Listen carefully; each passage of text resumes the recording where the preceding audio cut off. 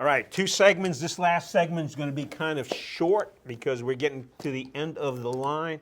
We're going to talk about the forecast for the rest of the year. Also, a thing that keeps on coming up that we keep, and we have a trending box on our chathamjournal.com website, and every few weeks this thing comes up about real estate agency compensation or commissions.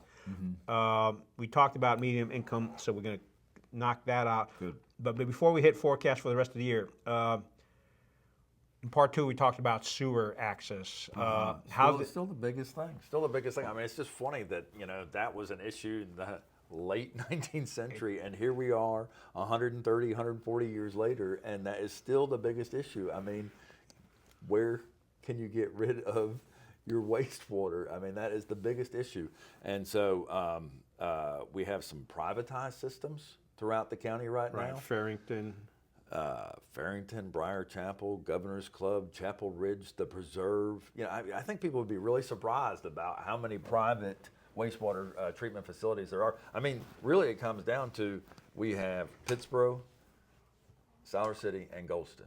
And that's pretty much it. I mean, there's a small line in the Bynum that goes out to the school down Moore Mountain Road or whatever. But there is no, like people talk about county sewer and when are we going to have county sewer? I can tell you when it's never. It's expensive because I was on the water board, and people don't realize that for you to be able to do that, you actually have to have houses and properties close to each other. You can't have. You got to be able to tap on. But if you're on a sewer system, you've got, as you mentioned, you got what, an acre and a half you have to have. If you're on a septic system, you have to have an acre and a half. That if it doesn't have any kind of municipal water, the minimum is an acre and a half. Okay. If it has county water or municipal water, then your minimum is 40,000 square feet, which is just under an acre. All right. So basically, if you don't have any kind of sewer system, whether it's private or public, you're going to have your home spaced apart. And which is sprawl. Right. We should be anti-sprawl or whatever. I mean, if people really want to preserve the rural character of Chatham County, then infill and concentrating that growth around our municipalities and sewer is the way to go. Yeah, and I think some of the town officials here in Pittsboro have talked about it. I think they're moving in the right direction. Yeah, I've talked to John Bonnets about it. There's also some state legislation where they're talking about if something is zoned manufacturing or industrial, it has an automatic zoning right for multifamily. I think that's a huge, if that legislation gets passed, I think that's a benefit to North Carolina. And they're also talking about some things that would automatically be approved for duplex. So if you had certain lots in your town, and duplexes are a great way to make more affordable housing. Yeah, I mean, my first home that I bought was a duplex. I lived in half of it, and then the other half I rented out the entire time. I had the entire time I had the same tenant because she was great, and the only time I raised her rent was when my property taxes went up. But yeah, that works out, I think, for a lot of folks. So maybe we'll see that coming up in the future. All right. Forecast for the rest of the year. Crystal ball. Yeah. I thought your crystal ball wasn't working for this last half of the year. I mean, I really don't know. I have expectations, but my opinion, I don't know if it's worth more than anybody else's opinion. I think that there's certainly going to be a leveling off and softening. Whether or not I don't think we're going to have a crash. I don't think we're going to have any kind of noticeable depreciation. I think what sellers' expectations of continued appreciation is going to be difficult for some. Well, my neighbor sold it for this. And I was like, yeah, that was then. I think we're going to have leveling off. One of the things that we're fighting with is the interest rate right now. I mean, for all intents and purposes, we're at 7%. Affordability of what you can buy at that 7%. I mean, the 2.75, 3.25. I don't like to say it's never going to happen again. It's not going to happen while I'm around again. I mean, I just don't see those. And, really, if it does happen again, that's a bad and scary thing. And you think prices are going, if they ever go back down to 3.5, prices are going to skyrocket like crazy or whatever. So it's really a mixed situation or whatever. But I don't think interest rates are going to get below 6, maybe 5.9 by the end of the year. But I think they're going to be right around that 7% range. I don't see housing prices dropping at all, and I think that the average thing that's going to be built in Chatham County is going to be fairly expensive. So I think the biggest thing that we'll see if we want a prediction or a crystal ball is a lot of people are going to be staying put. Like there's no reason if you're locked in at a 3.5 or a 4.25 right now, why would you sell? Because whatever you're going to buy is going up, and you're going to have to change. You're going to have to change your interest rate if there's any kind of debt that needs to be serviced. So my prediction is a whole lot like 24, which 24 was the fewest homes sold in America in 30 years. I mean, it was 24 was worse than 2009 when the crash. Right. Stuff was still selling back then. It wasn't selling well, but the number of units, and that's because I think locally in Chatham, statewide in North Carolina, and nationally in the U.S., people are staying put because they got a good rate and there's no reason to move. Well, don't you also have a situation with older folks that have paid off their house and maybe thought about downsizing, but when they look at downsizing, they're looking at, why am I paying more for a house that's downsized compared to what I have? That's the stick in the spokes for our whole cycle of real estate that's really, really messed up everything, is that seniors do like to downsize, but the problem is that we used to have people that were middle income and wanted their second or third home, and they wanted to trade up, and then we have first-time home buyers entering into the market. It's the whole cycle. It isn't moving like it normally does because people don't want to give up their interest rates. Yeah. So for the rest of the 2025 calendar year, That's what I was saying. Same old, same old. Same old, same old. And as a non-experienced person in real estate, I would agree with him from what I've. But you know what? I don't. One of the fascinating things is, and I appreciate this because you're a media person. Is I literally can in the last couple of weeks I watch one news station and they say, this is great. We have 14 out of 17 new trade agreements signed, and the stock market's going to go crazy, and it couldn't get any better. And literally, I will change the channel, and they're going to go, these tariffs are going to cause our shelves to be bare in 2 to 3 months. You better go and stockpile everything. You better go out and buy because prices are going to, so you get such mixed. So that's why I stick to local news. Yeah, right. That's why we're talking to him too. But what you can't deny is that there's uncertainty in the market. So when you have two competing, nobody knows what's going to happen right now. It really could go either way. But I think overall real estate prices are going to be level. Okay. Here's a topic that you and I we talked about this a bunch of months ago, and it keeps on trending. That's right. On the ChathamJournal.com. Well, it's trending in this office too. All right. We're going to talk about real estate agency compensation and commissions. Why don't you go over that quickly? And also, I think you mentioned that there may be additional proposed changes. So. There are some unique things that are happening right now as we speak, and will be implemented in the next couple months that are big changes in the industry. So the last time we spoke, we were talking about how the National Association of Realtors agreed that buyer side commissions don't need to be automatically paid by the seller. So it is the seller's right to choose whether or not they wish to pay a buyer's commission.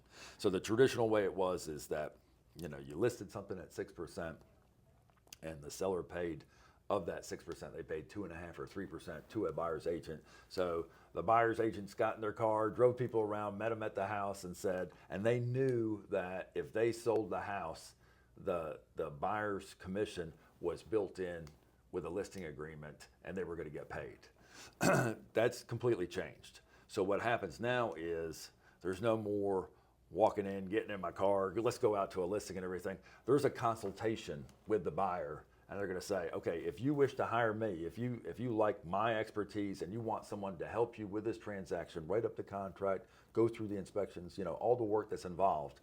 If you want to have that relationship with me, you and I have to have a contract, and that's a buyer's agency agreement. And you can work that commission out, so you can negotiate it. And the agent can say, well, I'm a 3% person, I want 3%. Or, you're looking at $1 million houses, I'm willing to do it for 2%. It is negotiated between the buyer and the agent at that time what the buyer is willing to pay them. Now, the hard part of the conversation is, Mr. and Mrs. Buyer, if the seller's not willing to pay that commission, you're agreeing to make up the deficiency. So if the seller's paying 0, well, you sign an agreement, they're going to pay me 2.5.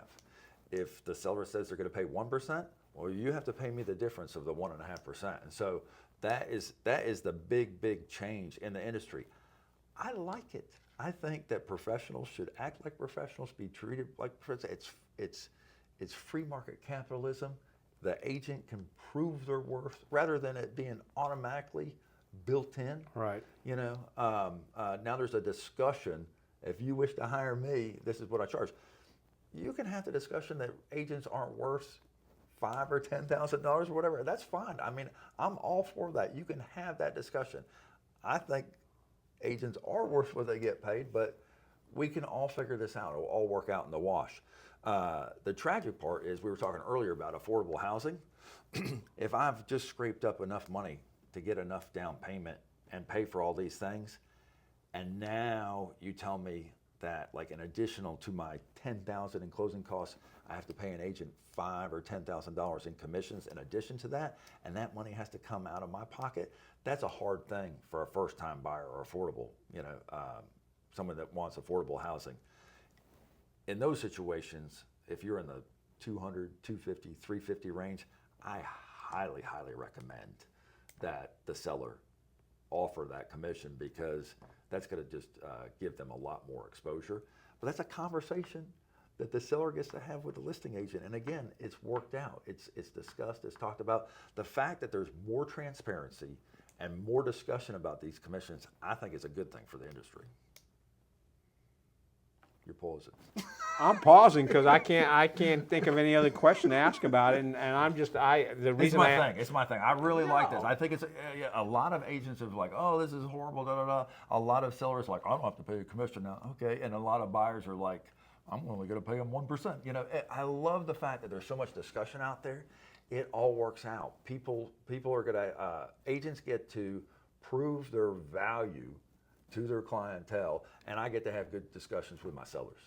So what have you seen out there? Are there a few examples that you have seen since the new laws went into place? I guess, Oh, I don't know what I'm allowed. Are there HIPAA regulations? That's okay. It's not a HIPAA regulation or whatever. I think I'm allowed to say, and certainly with my clientele, I'm able to explain to them what the benefits are. Well, this is great. I had a woman come in, and she has decided to do for sale by owner. And she said that she was very put back by the fact that an agent said they wanted 2.5% because she was offering 1%. And I said, well, it doesn't matter, you're paying it either way. She's like, no, I'm not paying it. And they don't have an understanding that if that seller is only offering 1%, and the agent has a buyer's agency agreement for 2.5%, that means the buyer has to make up that deficiency of 1.5%. If she's not willing to pay it, the buyer is going to pay it, and that's still money out of the buyer's pocket. That's the agreement that they have with their agent. They're only willing to pay X for that house, and they're including the buyer's side commission. So either way, the money works out. There is an amount that the buyer is willing to pay, whether or not that's covered by the seller or they have to do it out of pocket. Right. The money comes out the same. So. And that buyer that may have been looking for that house on sale by owner because they're going to end up paying more, Yeah. that might be a stumbling block. It could be. It could, if they have to write a check for it rather than it being built in. Yeah. All right. But it's all worked out. I love it. You have anything else to close with? Because that's all that I've got on my list. I appreciate you taking the time to do it. I think hopefully we've given some good information out there, and people, hopefully we haven't used too much of industry vernacular and everything. And I think you asked good questions that help everybody understand. Yeah, and folks, if you want, you can leave questions. This will be on YouTube. I'll probably write 2 or 3 quick I articles need topics on that. for my YouTube videos that I do. I need topics. That's a you problem, not a me problem. I mean, topics. We could.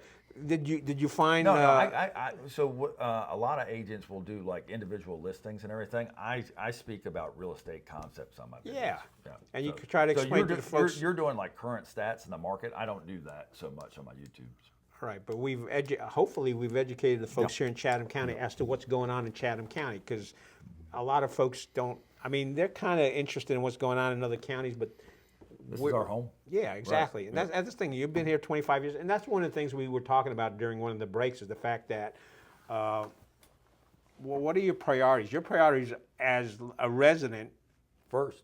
And you were a Northwood football coach, so we had this discussion previously. You've got I moved here in '93. Yeah, you've got former students coming to you going, "Hey, Mr. Andrews, what can I buy?" And you're like, "I don't know." My former students are almost 50 now. They're in their late 40s. That's blowing my mind. I was in my mid-20s. You're turning into your dad. I know. I was in my mid-20s when I started teaching